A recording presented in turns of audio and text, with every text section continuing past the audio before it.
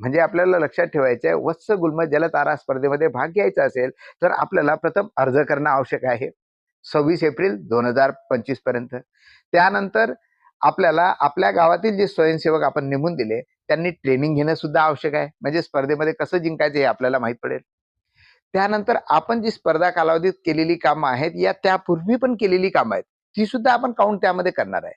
तर ती सर्व कामं जलतारा नोंदवहीमध्ये नोंद करायची आहे. एक फोटो काढायचा आहे, सोबतच गावातल्या जो नकाशा आहे त्यामध्ये ते नोंदवायचे आहे. आणि मग त्यानंतर 22 मे 2025 ला संध्याकाळी 5 वाजेपर्यंत जलतारा नोंदवही आपल्या तालुक्यातील तालुका कृषी अधिकारी यांच्याकडे सबमिट करायची. आता ही जलतारा नोंदवही केल्यानंतर आपण काय करणार, तर त्या जलतारा नोंदवहीनुसार आपण एक मेरिट लिस्ट लावणार आणि ह्या मेरिट लिस्टनुसार मग जी टॉपची गावं आहेत ज्यांना बक्षीस द्यायचं आहे त्या गावामध्ये प्रत्येक